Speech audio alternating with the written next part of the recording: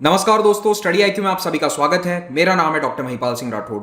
अगर आप यूपीएससी 2021 की तैयारी करना चाहते हैं, यानी कि आईएएस एग्जाम की तैयारी करना चाहते हैं और आपको इसके बारे में बिल्कुल भी जानकारी नहीं है, तो आप इस वीडियो को पूरी तरीके से देखें और समझें कि एग्जाम का पैटर्न क्या है, कौन सी बुक्स आपको फॉलो करनी है, करंट अफेयर्स के सोर्सेज क्या होने चाहिए और किस प्रकार से क्या अप्रोच होना चाहिए आपका इस एग्जाम के लिए।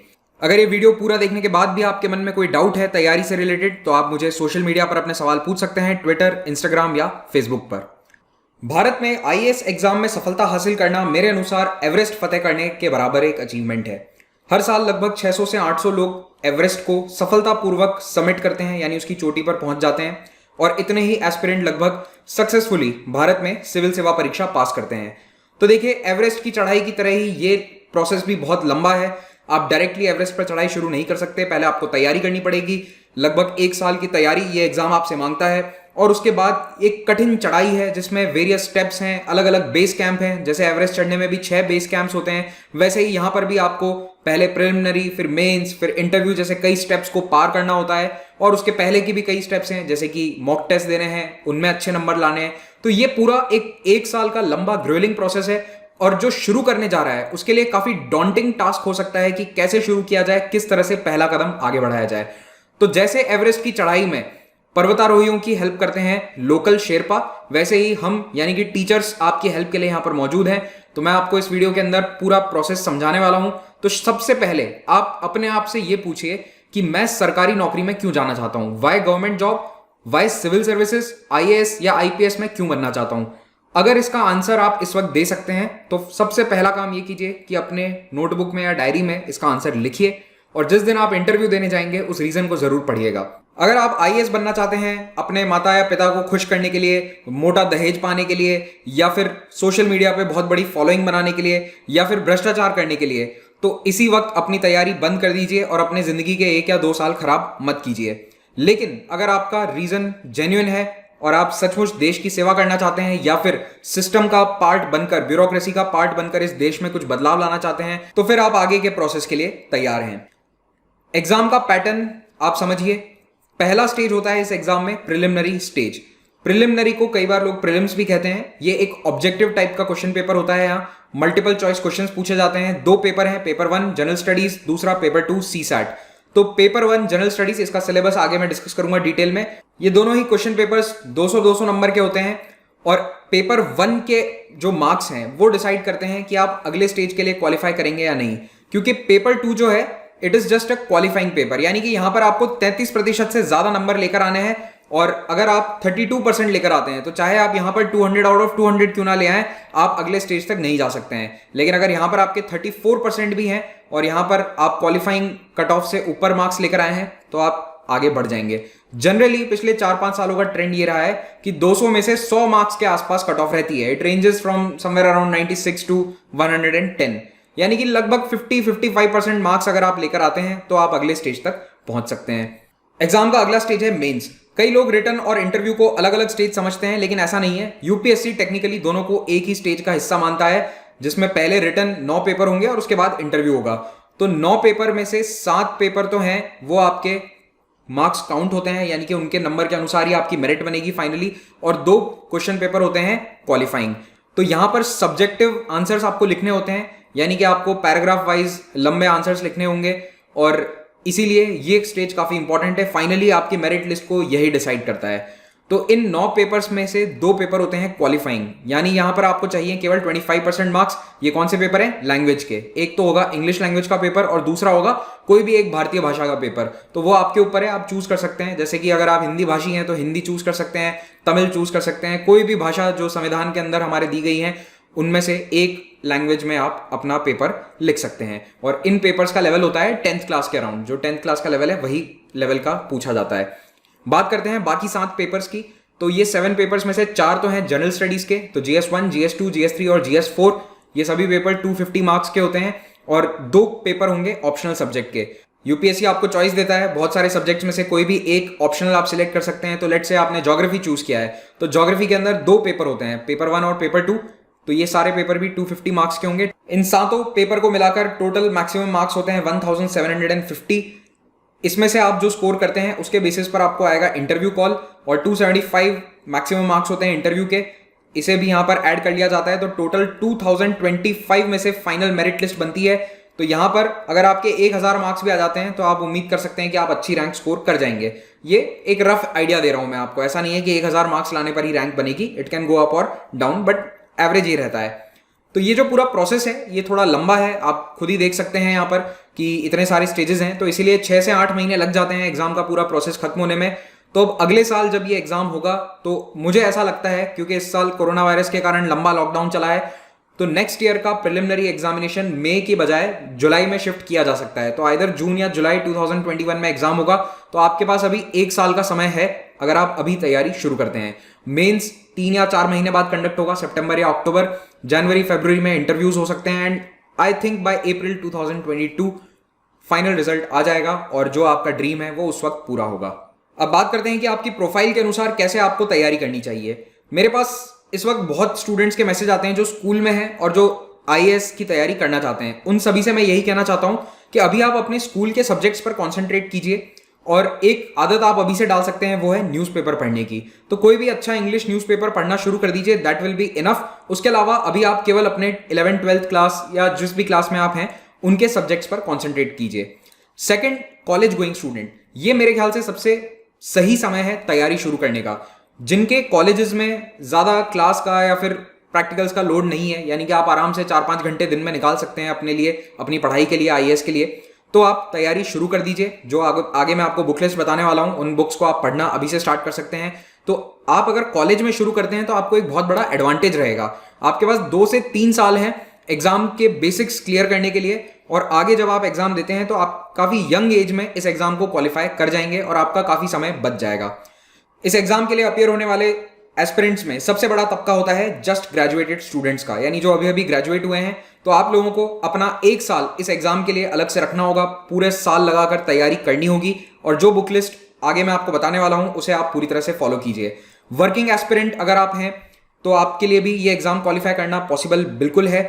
वैसे बेस्ट केस सिनेरियो यही रहेगा कि आप अगर हो सके तो 1 साल की अपने जॉब से छुट्टी ले लीजिए। अगर आपके पास इतनी सेविंग्स हैं कि आप 1 साल जॉब छोड़ के तैयारी कर सकते हैं तो यू मस्ट डू दैट।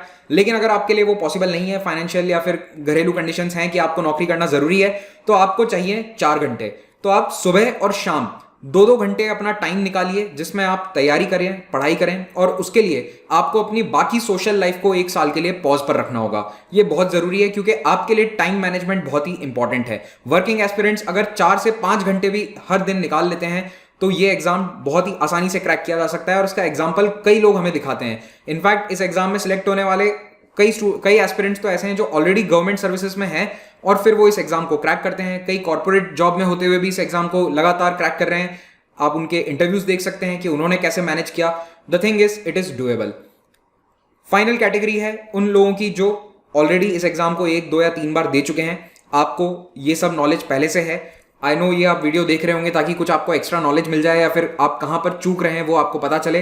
तो आप बुक लिस्ट को अच्छे से देखिए और कहां पर मिस्टेक कर रहे हैं। आई एम श्योर या तो आप मॉक टेस्ट में या फिर आंसर राइटिंग में कहीं चूक रहे हैं, तो आपको वहां पर काम करने की आवश्यकता है। इस एग्जाम को क्रैक करने के लिए 1 साल बहुत होता है, और कई लोग ये गलतफहमी पाल के बैठते हैं कि ये तो 5 वर्षीय योजना है, इसमें 5 साल देने पड़ते हैं। ऐसा कुछ नहीं है। अगर यूपीएससी एग्जाम एनुअली कंडक्ट करवा रही है इसका मतलब है कि इस एग्जाम की तैयारी 1 साल में करी जा सकती है। हाँ, अगर आप क्रैक नहीं कर पाते हैं 1 साल में या 2 साल में तो फिर आपको थोड़ा एक्स्ट्रा टाइम देना पड़ेगा, बट तैयारी 1 साल में पूरी डेफिनेटली करी जा सकती है। तो पहला कदम सबसे कठिन होता है, और आप ये वीडियो देख रहे हैं तो आपने वो कदम उठा लिया है। First of all congratulations. तो आपने अपनी रिसर्च स्टार्ट कर दी है, लेकिन इस वीडियो तक ही इस रिसर्च को सीमित ना रखें, थोड़ा सा और रिसर्च करें। हो सकता है कि मेरे द्वारा सजेस्ट किया गया रास्ता आपको पसंद ना आए, बुक लिस्ट आपको अच्छी ना लगे, तो आप दूसरे टॉपर्स के इंटरव्यू देख सकते हैं। स्टडी आईक्यू पर हमने कई टॉपर्स के इंटरव्यू लिए हैं प्रीवियस ईयर्स के, तो उन्होंने क्या स्ट्रैटेजी फॉलो करी, क्या अपना टाइम मैनेजमेंट रखा, कौन सी बुक लिस्ट फॉलो करी, उसको आप देखिए। हो सकता है वहां पर आपको कुछ आइडिया अच्छा मिल जाए। दूसरा काम करना है आपको अपने पढ़ने की जगह तय करनी है। तो आने वाले 1-1.5 साल आप कहाँ रहेंगे, कहाँ पर पढ़ाई करेंगे, ये तय कीजिए। कई लोग दिल्ली, हैदराबाद जैसे शहरों में शिफ्ट कर जाते हैं तैयारी के लिए, कोचिंग के लिए। तो अगर आप वो अफोर्ड कर सकते हैं, वहाँ पर जाकर 15-20 हज़ार रुपये महीने का खर्च उठा सकते हैं तो वेल एंड गुड, कीजिए। अगर नहीं कर सकते हैं तो आजकल ऑनलाइन तैयारी करने के कई संसाधन हैं, उन्हें इस्तेमाल कीजिए और अपने घर में एक शांत एरिया या शांत कमरा ढूंढिए, वहाँ पर बैठकर पढ़ाई करें। तो आपकी एक टेबल कुर्सी फिक्स होनी चाहिए, उस कमरे का एनवायरमेंट परफेक्ट हो, सही हो, भरपूर रोशनी वहाँ है, natural light plus artificial light दोनों प्रॉपरली वहाँ पर आए, इसका ध्यान रखें। ज़्यादा लोग आपको वहाँ डिस्टर्ब ना करें, चाहे वो फैमिली मेंबर्स ही क्यों ना हो। आप सबसे कह सकते हैं कि 5 या 6 घंटे जब आप पढ़ रहे हैं तो आपको कोई डिस्टर्ब ना करे। तो आप अपने एनवायरमेंट को कंड्यूसिव बनाइए पढ़ाई के लिए। जब तक आपका मन शांत नहीं होगा, जब तक आपका वातावरण शांत नहीं होगा, तब तक आप जमकर पढ़ाई नहीं कर सकते। अगला काम है किताबें इकट्ठी करना। तो ये इतना कोई मुश्किल काम नहीं है। Amazon, फ्लिपकार्ट, कई वेबसाइट्स हैं जिन पर आपको सारी किताबें मिल जाएंगी आईएएस की तैयारी करने के लिए। उन्हें आप ऑर्डर कर सकते हैं या फिर खुद बुक स्टोर से जाकर भी खरीद सकते हैं। अगर आप किसी शहर में रहते हैं तो डेफिनेटली आपको ये किताबें मिल जाएंगी। ग्रामीण क्षेत्रों में रहते हैं तो ऑर्डर कर सकते हैं बुक्स को, नहीं तो एक दिन जाकर आप किसी शहर में सारी किताबें खरीद कर ले आइए। तो ये इतना कोई बहुत बड़ा टास्क नहीं है मेरे ख्याल से। अब अगला टास्क होता है ऑप्शनल का सिलेक्शन करना। तो यूपीएससी के नोटिफिकेशन में आप उन सब्जेक्ट की लिस्ट देख सकते हैं जो ऑप्शनल के चॉइस की तरह अवेलेबल हैं। तो यहाँ पर मेरा ये मानना है कि आप इन 4-5 फैक्टर्स को कंसिडर करिए ऑप्शनल सिलेक्ट करने से पहले। First thing is your background, your graduation. अगर आपने बीएससी मैथमेटिक्स किया है तो डेफिनेटली आपको मैथमेटिक्स ऑप्शनल ही सिलेक्ट करना चाहिए। आपने ऑलरेडी कॉलेज के समय 3-4 साल उस सब्जेक्ट को पढ़ा है। अब चाहे अच्छे से नहीं भी पढ़ा हो तो भी कम से कम 40% चीज़ें तो आपको आती होंगी, तो आपका काफ़ी समय बचेगा और आप कॉन्फिडेंट रहेंगे अपनी ऑप्शनल तैयारी को लेकर। एक बात ये याद रखिएगा कि कॉलेज पेपर और यूपीएससी के पेपर में बहुत फर्क होता है। वहां पर आप कुछ भी लिखकर आ जाते हैं और नंबर मिल जाते हैं। यूपीएससी में ऐसा नहीं होता है। यहाँ पर मार्किंग बहुत ही टफ होती है, स्ट्रिक्ट होती है। तो you should have thorough knowledge, अच्छे से आपको सब्जेक्ट अपना पढ़ना पड़ेगा। लेकिन अगर आप अपने ग्रेजुएशन सब्जेक्ट को ही ऑप्शनल की तरह सिलेक्ट करते हैं तो एक फायदा ये रहेगा कि आपको बेसिक्स पता होंगे, बुक्स पता होंगी, आपको ज़्यादा इधर उधर भटकने की आवश्यकता नहीं है। आपको पता है क्या पढ़ना है, बस उसको थोड़ा अच्छे से आपको कवर करना है। Second is interest. अब अगर आपने ऐसे सब्जेक्ट से ग्रेजुएशन करी है जो यूपीएससी ऑप्शनल की तरह आपको नहीं देता है, जैसे एरोनॉटिकल इंजीनियरिंग, तो आपको कोई दूसरा सब्जेक्ट लेना होगा। ऐसे में आप कोई भी ऐसा सब्जेक्ट ले लो जो आपको जीएस में हेल्प करे। तो जैसे सोशियोलॉजी, एंथ्रोपोलॉजी, हिस्ट्री, पबैट, ज्योग्राफी, कई सब्जेक्ट्स हैं जो जीएस में भी आपकी मदद करेंगे और आपको इंटरेस्टिंग भी लगे। ऐसा सब्जेक्ट आपको सिलेक्ट करना चाहिए, क्योंकि आपको अपना ऑप्शनल, मान लीजिए अगर आप 2 अटेम्प्ट भी देते हैं तो कम से कम 2-2.5 साल तक आपको ये ऑप्शनल पढ़ना पड़ेगा। तीसरा है अवेलेबिलिटी ऑफ मटेरियल। तो वैसे ये फैक्टर अब इतना इंपॉर्टेंट नहीं है, क्योंकि अगर मटेरियल आपके आसपास भी नहीं मिलते हैं तो आप दिल्ली या मुंबई, हैदराबाद जैसे शहरों से मंगवा सकते हैं, क्योंकि ज़्यादातर दुकानें आपको कुरियर कर देंगी, या फिर आप ऑनलाइन भी परचेस कर सकते हैं मटेरियल को। चौथा है गाइडेंस बाय सीनियर। तो अगर आपके नोन में, सर्कल में कोई व्यक्ति है जो उस ऑप्शन को लेकर सिलेक्ट हुआ है, जो आपको अच्छे से गाइड कर सकता है। लेकिन ये गलती मत करिएगा कि आपके बड़े भैया हिंदी लिटरेचर के साथ सिलेक्ट हो गए और आपको हिंदी बिल्कुल पसंद नहीं है, लेकिन फिर भी आपने लिटरेचर ले लिया ये सोच के कि भैया के नोट्स पढ़ के मैं भी पास हो जाऊंगा। ये गलती मत करना, क्योंकि आपको इंटरेस्ट जब तक उस सब्जेक्ट में नहीं होगा तब तक आप उसको अच्छे से नहीं पढ़ पाएंगे। ऑप्शनल सिलेक्शन में एक तरीका आप अपना सकते हैं अगर आप कंफ्यूज्ड हैं तो 2 महीने तक जीएस पढ़िए। मुझे ऐसा लगता है जीएस पढ़ने के बाद आपको थोड़ा सा आइडिया लग जाएगा कि आपको किस सब्जेक्ट में इंटरेस्ट है। तो 2 महीने तक जीएस के सब्जेक्ट्स को थोड़ा थोड़ा पढ़िए और फिर आप सिलेक्ट कर लीजिए। हिस्ट्री, ज्योग्राफी, पबैट, कई सब्जेक्ट्स हैं जो जीएस से ही रिलेटेड हैं, उनमें से कोई एक सब्जेक्ट आप चूज कर सकते हैं। बट ज़्यादा डिले मत करना और कम से कम प्रीलिम्स के 10 महीने पहले आपका ऑप्शनल सिलेक्ट हो जाना चाहिए। अब आते हैं सिलेबस पर। तो प्रिलिमिनरी एग्जाम में 2 पेपर होते हैं। पेपर 1 इज जनरल स्टडीज, 2 घंटे का पेपर है, 200 मार्क्स है, मैक्सिमम 100 क्वेश्चन यहाँ पर आते हैं। मेनली 6 इंपॉर्टेंट सब्जेक्ट्स हैं आपकी पढ़ाई के, आपकी तैयारी के 6 स्तंभ हैं। पहला है हिस्ट्री, दूसरा है ज्योग्राफी, तीसरा है पॉलिटी, चौथा है इकोनॉमी, पांचवा एनवायरमेंट और छठा है साइंस। और उसके अलावा करंट अफेयर्स भी पूछे जाते हैं। तो इनकी तैयारी आपको करनी है। अभी मैं आगे बुक लिस्ट डिस्कस करूंगा तो वहां पे आपको पॉइंट वाइज मैं बताऊंगा कौन सी किताबें कहां से क्या पढ़ना है। Paper 2 is CSAT, civil services aptitude test. ये एक क्वालिफाइंग पेपर है। 33% मार्क्स आपको यहाँ पर लेकर आने हैं। यहाँ पर आपसे पूछा जाएगा comprehension, interpersonal skills, communication skill, logical reasoning, analytical ability, mental ability, numeracy, basic numeracy, class 10th level की, डेटा इंटरप्रिटेशन। तो यहाँ पर जो इंग्लिश और मैथ्स के सवाल आते हैं वो बेसिकली 10th लेवल के होते हैं और इसके लिए आपको रीजनिंग और मेंटल एबिलिटी के लिए थोड़ी प्रैक्टिस कर लेनी चाहिए। ये मत सोचना कि 33% नंबर है मैं ले आऊंगा, इस भरोसे मत रहना। थोड़ा प्रैक्टिस जरूर कर लेना। 3 किताबें मेरे अनुसार अच्छी हैं। टाटा मैग्रो हिल की जो बुक आती है, आर एस अग्रवाल है या फिर अरिहंत की बुक है, तीनों में से कोई एक ले लेना और उसके सवाल जरूर प्रैक्टिस कर लो। अगर आप मैथ्स बैकग्राउंड से हैं या फिर किसी ऐसे एग्जाम की तैयारी कर चुके हैं जैसे बैंकिंग या एसएससी, तो आपका ऑलरेडी ये वाला सारा सेगमेंट स्ट्रांग होगा। फिर भी मैं आपको सजेस्ट करूंगा कि कम से कम पिछले 10 साल के पेपर जरूर सॉल्व कर लेना। तो 2011 में सीसैट शुरू हुआ था, उसके बाद के जो 9 साल के पेपर हैं वो आपको सॉल्व कर लेने चाहिए। अब आते हैं करंट अफेयर्स पर। पिछले कुछ सालों का ट्रेंड ये है कि करंट अफेयर्स का वेटेज बढ़ा है और इनफैक्ट स्टैटिक को भी इस तरह से पूछा जा रहा है कि उसमें कुछ ना कुछ करंट अफेयर्स का मिश्रण आ जाता है सवाल में। तो आपको स्टैटिक प्लस करंट अफेयर्स दोनों की नॉलेज होनी चाहिए, दोनों को मिक्स करके क्वेश्चंस बन रहे हैं। तो ऐसे में अच्छा न्यूज़पेपर पढ़ना आपके लिए बहुत जरूरी है। तो मैं ये सजेस्ट करूंगा कि द हिंदू या इंडियन एक्सप्रेस, इन दोनों में से कोई एक अखबार पढ़ो।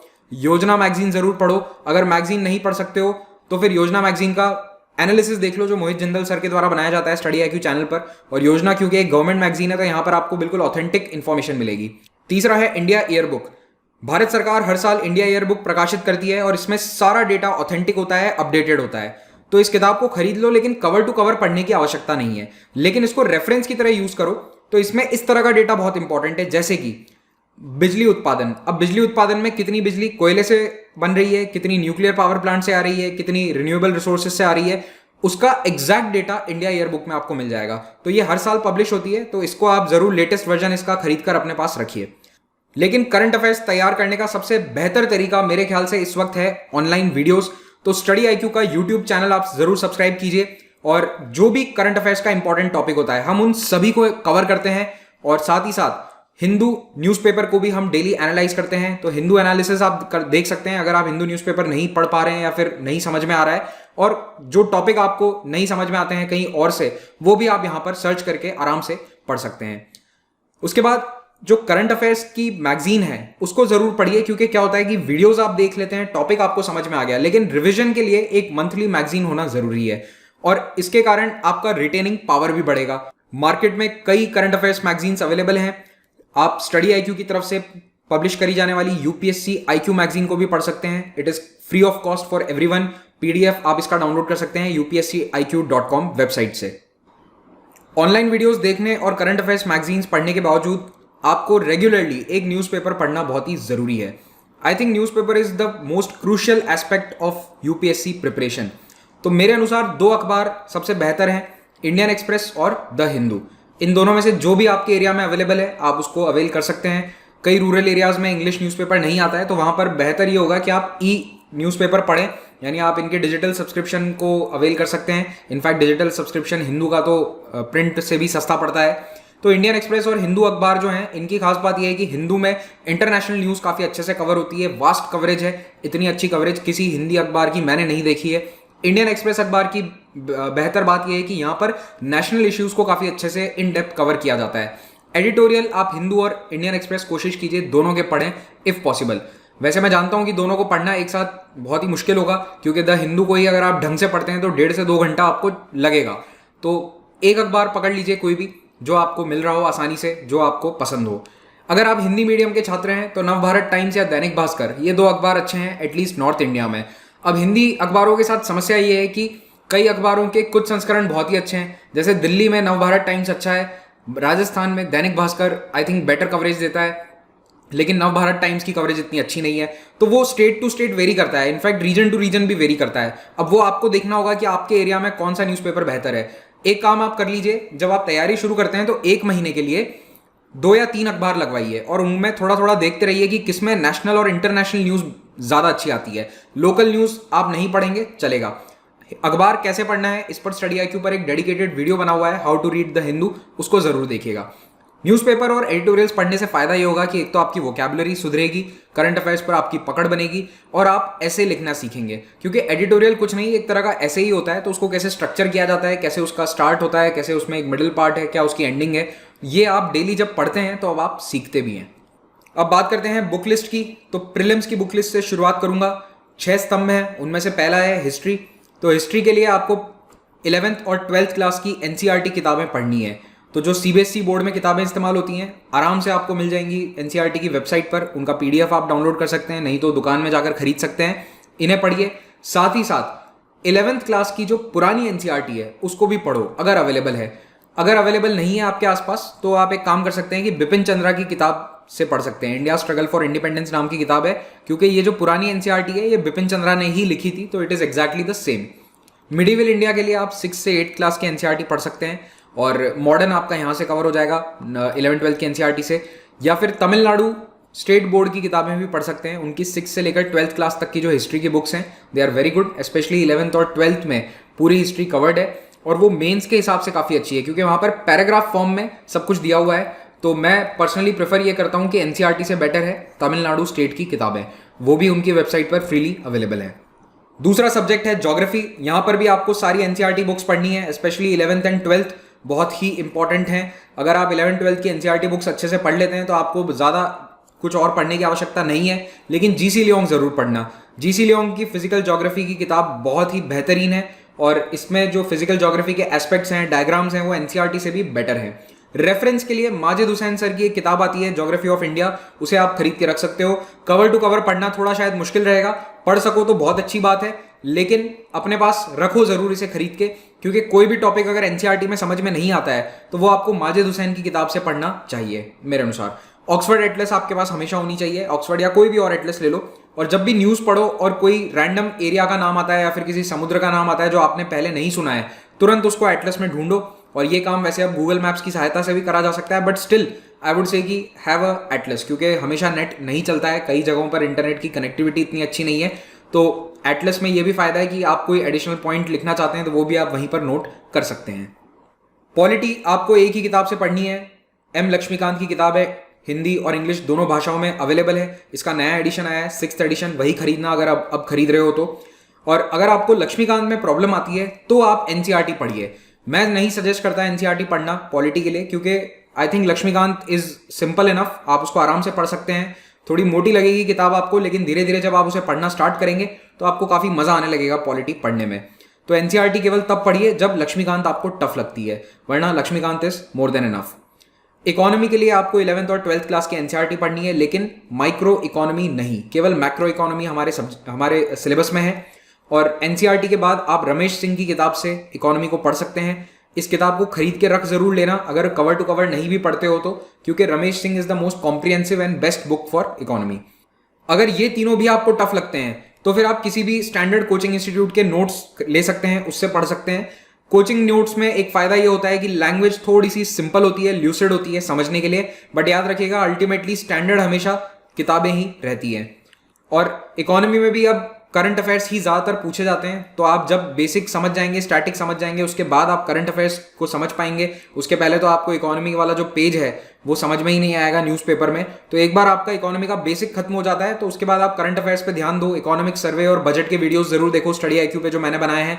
तो जैसे 2021 में जब आप एग्जाम दोगे उस समय तक 21 का बजट आ चुका होगा, इकोनॉमिक सर्वे आ चुका होगा, तो लेटेस्ट वीडियोज देख के जाना, ओके पुराने नहीं, लेटेस्ट डेटा आपके पास होने चाहिए, लेटेस्ट बजट में क्या घोषणाएं हुई है वो सभी आपको मालूम होना चाहिए।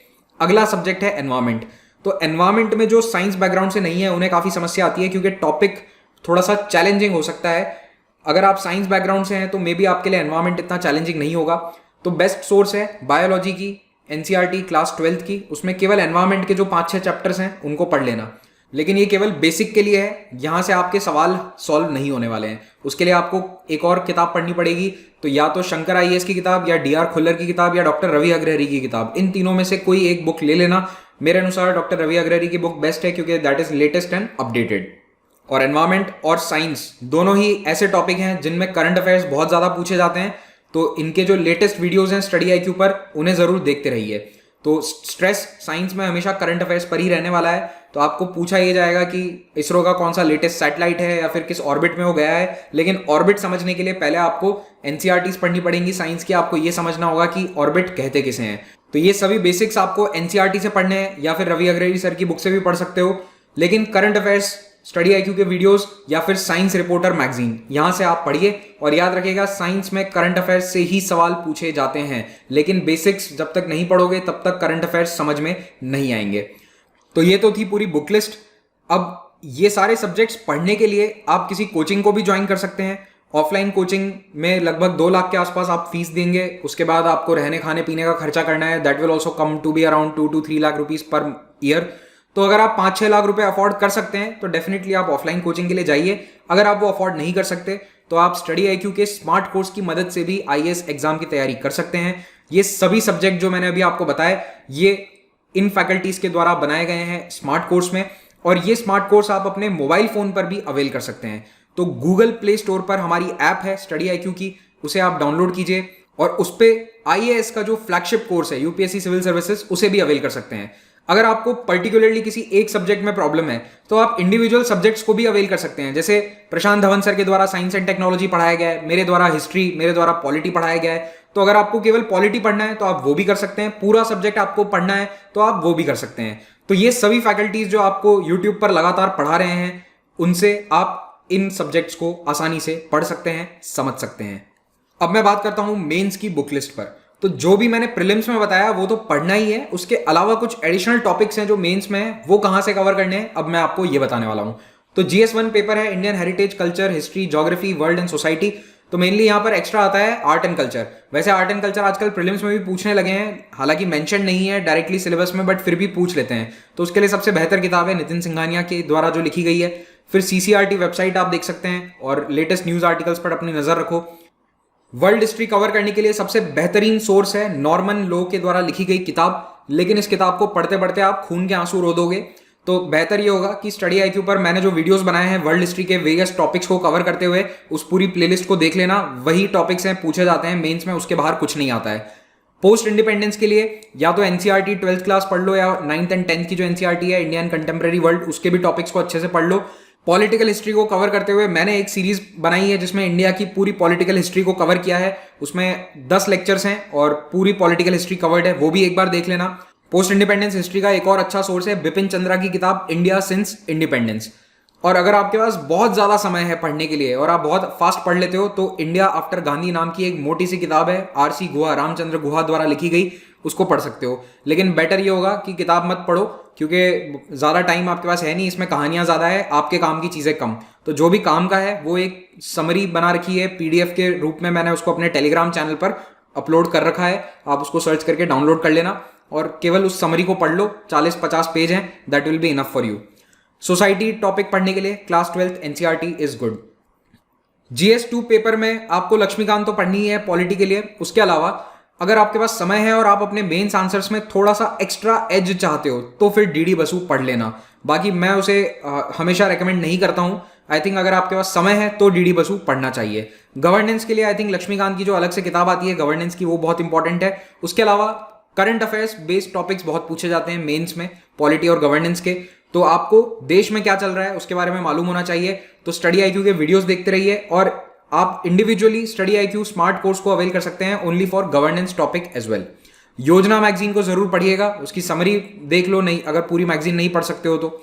Second ARC report is very important, but पूरी पढ़नी पॉसिबल नहीं है, तो इसकी भी अगेन समरी इंटरनेट पर अवेलेबल है, कई वेबसाइट्स पर उसकी PDF आपको मिल जाएगी, उसे आप पढ़िए। इंटरनेशनल रिलेशंस के लिए 12th क्लास की NCERT जरूरी है, लेकिन ये केवल बेसिक्स कवर करेगी। IR में क्वेश्चंस पूछे जाते हैं कंटेम्प्रेरी वर्ल्ड पॉलिटिक्स पर, तो उसके लिए आपको करंट अफेयर्स और न्यूज़ को बहुत ज़्यादा अच्छे से पढ़ना है।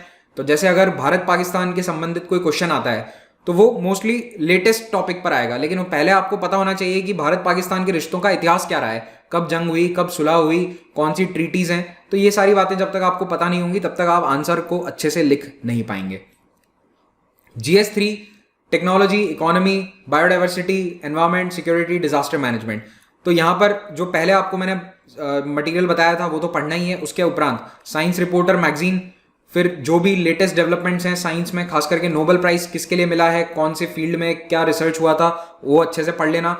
कई सारी इंटरनेशनल रिपोर्ट्स आती हैं, वर्ल्ड बैंक के द्वारा जारी करी जाती है, IMF के द्वारा जारी करी जाती है, उन सभी रिपोर्ट्स को पढ़िए। भारत के बारे में वो रिपोर्ट्स क्या कहती हैं, that is important. Study IQ के वीडियोस देखो, ये सारा डेटा आपको वहां पर मिल जाएगा।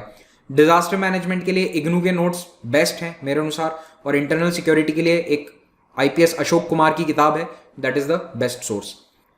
GS4 ethics, integrity and aptitude, इसके लिए 2 सोर्सेज हैं। पहला है लेक्सिकन बाय क्रॉनिकल और दूसरा है G सुब्बा राव की किताब। अब देखो, लेक्सिकन बाय क्रॉनिकल थोड़ी पढ़ने में आसान है, छोटी है। G सुब्बा राव की किताब जो है वो थोड़ी सी बल्की है। आपकी मर्जी है, आप दोनों में से जो चाहें पढ़ सकते हैं, both are good enough. Case studies पे जरूर ध्यान दीजिएगा, क्योंकि आधा पेपर केस स्टडीज पर होता है, तो केस स्टडी के लिए काफी सारा आंसर प्रैक्टिस चाहिए आपको। प्लीज मेक श्योर कि आप आंसर प्रैक्टिस जरूर करें। ऐसे पेपर के लिए आपको राइटिंग प्रैक्टिस चाहिएगी, तो कम से कम 10 ऐसे पहले से लिख कर रखें, तो उससे आप प्रैक्टिस में भी रहेंगे। और कुछ टॉपिक्स पहले से तैयार रखें ताकि वहां पर आपको सोचने में आपका टाइम वेस्ट ना हो।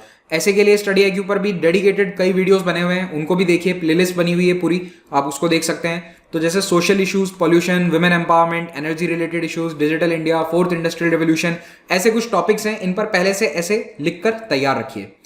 ऑप्शनल की स्ट्रैटेजी अलग से आपको देखनी होगी। इंग्लिश के लिए बस प्रीवियस ईयर पेपर को देख लीजिए, that will be good enough, क्योंकि 10th लेवल का पूछा जाता है। जो भी लैंग्वेज आपने सिलेक्ट करी है उसमें भी प्रीवियस ईयर पेपर देख लीजिए, उन्हें कम से कम सॉल्व कर लीजिए, पिछले 3 साल के पेपर्स को। क्या आपको नोट्स बनाने चाहिए? ये सवाल मुझसे कई स्टूडेंट्स पूछते हैं और मैं हमेशा जवाब देता हूं, नोट्स बनाएं, डेफिनेटली बनाएं। अपने हाथों के द्वारा लिखे गए और बनाए गए नोट्स का दुनिया में कोई मुकाबला नहीं होता है। नोट्स बनाने का एक बेनिफिट ये है कि जब आप कंसाइज नोट्स बनाते हैं तो एक तो अगर किसी दूसरे शहर में जाना पड़ जाए, जैसे अब लॉकडाउन हो गया, आपको अचानक घर जाना पड़े, तो ऐसे में आप अपने नोट्स उठाकर ले जा सकते हैं। अगर सारी किताबें ना ले जा पाएं, किसी और शहर में सेंटर आ गया, रिवाइज करना है लास्ट दिन, तो आप अपने नोट्स कैरी कर सकते हैं। रिवीजन आसान होता है जब अपनी खुद की हैंडराइटिंग में आप पढ़ते हैं, और हाथ के द्वारा लिखी गई चीजें अपनी मेमोरी में ज्यादा समय तक रहती हैं। ये साइंटिफिकली प्रूवन है। अगर आप कुछ पढ़ते हैं, जैसे आप अखबार रोज पढ़ते हो, लेकिन आपको अखबार में से कितनी बातें याद रहती है? एक हफ्ते बाद नहीं रहती हैं। लेकिन अगर आप कुछ लिखोगे तो आपको एक हफ्ते बाद याद रहेगा। इट इज सिंपल साइंस, आप खुद ट्राई करके देख सकते हो। तो अगर लिखी हुई चीज है अपने हाथ द्वारा एक बार 2 बार, तो वो डेफिनेटली याद रहने वाली है। हाँ, करंट अफेयर्स के नोट्स बनाने की जरूरत नहीं है, उसके लिए आप बस करंट अफेयर्स की मैगजीन है उसे अवेल कर लो। तो करंट अफेयर्स के वीडियोस देखो जो स्टडी आईक्यू पर भी आते हैं, और यूपीएससी आईक्यू मैगजीन डाउनलोड कर लो, तो उसके द्वारा आप रिविजन कर सकते हो। अब बात करते हैं प्रैक्टिस की। तो आपने चाहे कितना भी पढ़ा हो, चाहे आपको कितना भी आता हो, लेकिन अगर आप उसको यूज नहीं कर पाते हैं एग्जाम के लिमिटेड समय में, तो वो आपकी नॉलेज आपके काम नहीं आने वाली है। For that you have to practice, और प्रैक्टिस का मतलब है मॉक टेस्ट सॉल्व करना, मेंस की आंसर राइटिंग प्रैक्टिस करना। तो आपके पास वहां सीमित समय होता है। प्रीलिम्स में 2 घंटे का पेपर है, 100 क्वेश्चन सॉल्व करने हैं। मेंस में 3 घंटे का समय है, आपको लगभग 25 आंसर्स लिखने हैं। तो ऐसे में आपको प्रैक्टिस की बहुत जरूरत होती है, और प्रैक्टिस हमेशा सिमुलेटेड एनवायरमेंट में करो। यानी कि जैसा एग्जाम सेंटर आपका होगा, मोस्टली गवर्नमेंट स्कूल्स कॉलेजेस आते हैं सेंटर में, तो वहां पर आपको शायद टूटी फूटी डेस्क मिले, लाइट ना हो, पंखा ना चल रहा हो, तो ऐसे एनवायरमेंट में प्रैक्टिस करो। अपने एसी रूम में कंफर्टेबल चेयर पर बैठकर अगर आंसर लिखोगे, तो वहां पर आप जब एक्चुअल पेपर लिखना होगा तब आप थोड़े से डिस्कंफर्ट फील करोगे। तो एनवायरमेंट वैसा रखो जैसा एक्चुअल सेंटर में होगा, और उसकी तैयारी रखना। क्योंकि देखो, प्रीलिम्स गर्मियों में होता है, उत्तर भारत में खास करके बहुत ज्यादा गर्मी पड़ती है। तो ऐसे में आपको उस गर्मी के मौसम में बैठकर पेपर सॉल्व करने की आदत होनी चाहिए, और 2 घंटे या 3 घंटे का फिक्स घर पर आप स्टॉप वॉच लगाइए और पेपर को सॉल्व कीजिए। आजकल कई टेस्ट सीरीज अवेलेबल हैं, चाहे ऑनलाइन हो ऑफलाइन हो। स्टडी आईक्यू की टेस्ट सीरीज भी आप अवेल कर सकते हैं, उस पर आपको प्रैक्टिस मिलती रहेगी। मेंस आंसर राइटिंग के लिए भी अगेन बहुत सारे प्लेटफॉर्म्स अवेलेबल हैं। अभी देखिए ऑफलाइन कोचिंग सभी बंद हैं, तो आपके पास केवल ऑनलाइन ऑप्शंस हैं। तो upsciq.com पर हम डेली आंसर राइटिंग प्रैक्टिस चलाते हैं, वहां पर आप अपने आंसर सबमिट करिए और हम आपको फीडबैक देंगे कि आपके आंसर को और कैसे बेहतर बनाया जा सकता है। अब सारी बुक लिस्ट बताने के बाद भी कुछ एडिशनल सोर्सेज हैं जो मैं आपको सजेस्ट करूंगा कि आप पढ़िए उनको, और उनमें सबसे इंपॉर्टेंट है RS टीवी, राज्यसभा टीवी के डिबेट्स, देश देशांतर या फिर कोई टॉपिक स्पेसिफिक डिबेट आता है उसको देखिए। डाउन टू अर्थ मैगजीन पढ़ सकते हैं आप। लाइव मिंट, BBC और ऑल इंडिया रेडियो न्यूज़ की जो ऑडियो बुलेटिन्स आती हैं वो बहुत ही अच्छी होती हैं। मेरे पर्सनल एक्सपीरियंस में मुझे AIR और BBC की जो डेली बुलेटिन आता है 1 आधे घंटे का, वो सबसे बेस्ट लगता है। उसमें आपको सीमित समय में पूरे दिन के जो इंपॉर्टेंट घटनाक्रम है उनके बारे में जानकारी मिल जाती है। PIB के अपडेट्स आप फॉलो कर सकते हैं, कोई भी सरकारी जानकारी है वो PIB की वेबसाइट पर आ जाती है। और इन सभी सोर्सेज को अगर आप डायरेक्टली नहीं पढ़ना चाहते हैं तो बस स्टडी आईक्यू के वीडियो देख लो, क्योंकि इन सभी सोर्सेज को कवर करते हुए हम करंट अफेयर्स के वीडियोस डेली बनाते हैं। आप वेरियस मिनिस्ट्रीज की सोशल मीडिया अकाउंट्स को फॉलो कर सकते हैं, UN ऑर्गेनाइजेशंस को फॉलो कर सकते हैं, ताकि उनकी कोई नई रिपोर्ट या कोई नई पॉलिसी आती है तो उसके बारे में आपको जानकारी रहेगी। तो इन सभी चीज़ों से आप अपडेटेड रहेंगे। कुल मिलाकर अपना जो पूरा डेली रूटीन है, उसके अलावा अपना जो सोशल मीडिया भी है, वो आप UPSC तैयारी की तरफ ओरिएंट कीजिए। तो फिल्मी हस्तियों को फॉलो करना छोड़कर आप इन चीज़ों को, BBC को, न्यूज़ ऑर्गेनाइजेशंस को या फिर सरकार के मंत्रालयों को फॉलो करना शुरू करें। अब बात करते हैं टाइम टेबल की। तो 1 साल का टाइम फ्रेम होता है, उसमें मेरे अनुसार 6 महीने आपको देने चाहिए GS के सब्जेक्ट्स को। जनरल स्टडीज़ के जो 6 सब्जेक्ट्स हैं 6 महीने में कवर हो जाने चाहिए। ऑप्शनल के लिए 4 महीने आपको लगेंगे, और 4 महीने से ज़्यादा नहीं लगने चाहिए। रिविजन प्लस प्रैक्टिस के लिए 2 महीने, और टोटल टाइम हो जाएगा ये 1 साल, which is good enough for a strong preparation. अब ऐसा जरूरी नहीं है कि आप 6 महीने लगातार GS पढ़ो, 4 महीने लगातार ऑप्शनल पढ़ो। आप ऐसा भी कर सकते हो कि दिन में आधा दिन GS पढ़ लिया, आधा दिन ऑप्शनल पढ़ लिया। तो ऐसे मिक्स भी करके आप पढ़ सकते हो ताकि बोरियत ना हो। तो डेली रूटीन का भी अगर एक एग्जांपल आप चाहें तो 2 घंटा आपको देना होगा करंट अफेयर्स न्यूज़पेपर को।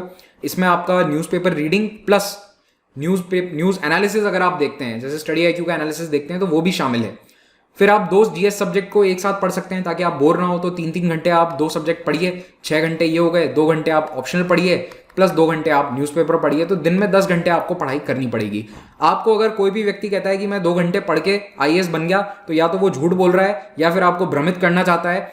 तो ऐसे बातों में ना आए। मिनिमम 6 to 8 आवर्स आपको देने पड़ेंगे अपने जीवन के, अगर आपको इस एग्जाम को पास करना है तो, और वो भी लगातार 1 साल के लिए।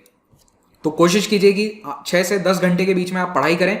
हाँ, वो डिपेंड करेगा कि आप कितना फास्ट पढ़ते हैं, कितना रिटेन कर पाते हैं। तो उसके अनुसार किसी के लिए 6 घंटा हो सकता है, किसी के लिए 10 घंटा, बट मिनिमम इतना तो आपको देना पड़ेगा समय। अब ह्यूमन ब्रेन पर इस वक्त इतना ज़्यादा ओवरलोड हो रहा है इन्फॉर्मेशन का, we are drowning in the digital stream of information, कि एक बर्नआउट की स्थिति आ रही है कई एस्पिरेंट्स में। आप 5-6 महीने तक पढ़ते रहते हैं, करंट अफेयर, स्टैटिक, सब कुछ पढ़ रहे हैं, तो आपका दिमाग एक तरह से फ्राई हो जाता है। तो इसे बर्नआउट कहते हैं हम। कई बार ऐसी स्थिति आएगी कि आप हाथ में फ़ोन लेकर बैठे, दिन में आपके 4 घंटे वेस्ट हो गए और आपने एक भी काम की चीज़ नहीं पढ़ी या देखी। तो ऐसी चीज़ों को अवॉइड करने के लिए आपको अपना रूटीन बहुत ही फिक्स्ड रखना होगा। डिजिटल डिवाइसेस के लिए एक समय फिक्स कर दीजिए कि आप केवल शाम की 6 बजे से रात की 10 बजे तक के बीच में ही मोबाइल हाथ में लेंगे या फिर उसी समय वीडियोस देखेंगे। उसके पहले आप अपना नोट्स, न्यूज़पेपर, इन्हें कवर करेंगे।